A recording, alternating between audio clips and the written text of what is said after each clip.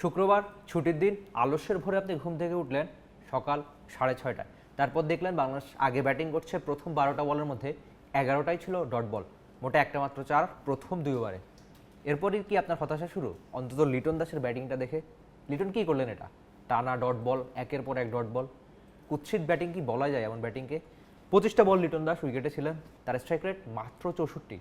টি-20 বিশ্বকাপে বাংলাদেশের top order কমপক্ষে 25 বল খেলেছে এমন ব্যাটারদের মধ্যে সবচেয়ে খারাপ স্ট্রাইক রেট লিটনের আজকের ইনিংসটাই।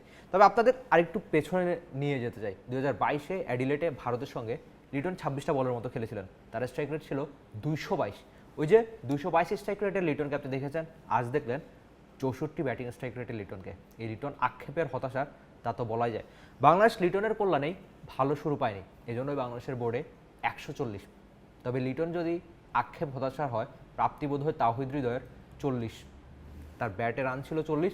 ওই যেটা বলছিলাম যে বাংলাদেশের টপ অর্ডার ব্যর্থ, এটা বোধ হয় ম্যাচের আগে থেকেই ধরে নেওয়া যায়। এই বিশ্বকাপে আমরা দেখছি এর আগে সিরিজ কিংবা জিম্বাবুয়ের সঙ্গেও ঠিক তাই হলো।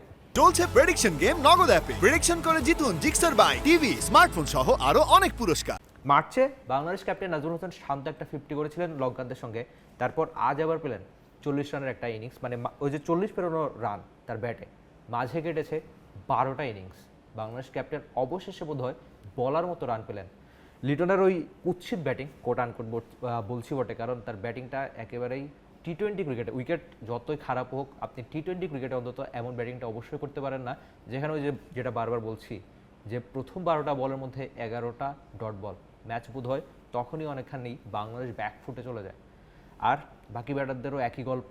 তানজিদ তামিম, এই ব্যাটারকে নিয়ে আসলে অনেকখানি আশা ছিল মানুষের যে বিপিএলটা তার দারুণ কেটেছে। বিপিএলে চট্টগ্রামে একটা দারুণ সেঞ্চুরিও পেয়েছিলেন, যে বিশ্বকাপে হয়তো রান করবেন, কিন্তু সেই রানই তিনি পাচ্ছেন না। এর আগের ম্যাচটা নেপালের সঙ্গে তার ডাক, আজকের ম্যাচেও তিনি শূন্য হাতেই ফিরলেন।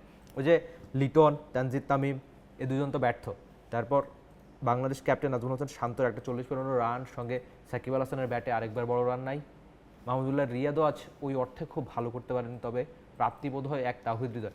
বাংলাদেশের বিশ্বকাপে এখন পর্যন্ত বাংলাদেশের হয়ে সবচেয়ে বেশি রান তাওহিদ হৃদয়ের ব্যাটে, সবচেয়ে বেশি ছয়ও তার ব্যাটে। ওই যে মাঝের ওই সময়টাতে টানা 2 বলে তিনি 2-6 মেরেছেন, তখনই বোধ হয় বাংলাদেশ ম্যাচে ফেরার একটু চেষ্টা চালিয়েছে বটে। 140 রান, আপনি যখন এই কন্টেন্টটা দেখবেন যে 140 রান কি বাংলাদেশের বোলারদের জন্য যথেষ্ট কিনা, সেটা অবশ্যই আপনি হয়তো জেনে যাবেন। ব্যাটারদের ব্যর্থতার আরেকটা দিনে দেখলো বাংলাদেশের, বিশেষ করে টপ অর্ডার ওপেনাররা। অন্তত লিটন দাসের ওই ইনিংসটা নিয়ে একটু বেশি বলতে চাই যে আপনি 25টা বল, মানে একজন ওপেনারের কাজকে প্রথম 6টাও বা ঠিকঠাক কাজে লাগানোই, তো সেই কাজটাই বাংলাদেশের ওপেনাররা করতে পারছেন না, বিশেষ করে লিটন দাস।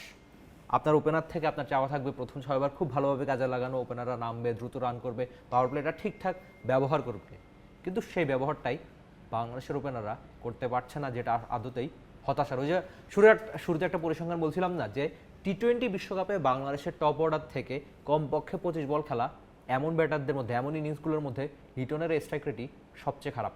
তবে এমন খারাপের লিটনকে বোধ হয় কেউ দেখতে চায় না।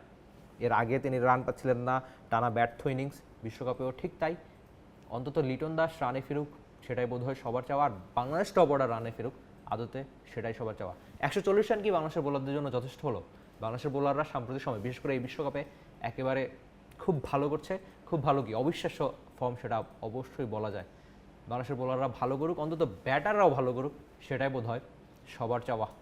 For more updates, subscribe to our YouTube channel and click on the bell icon. Follow us on Facebook and Instagram. Download T-Sports app to enjoy exciting games and highlights. Visit tsports.com.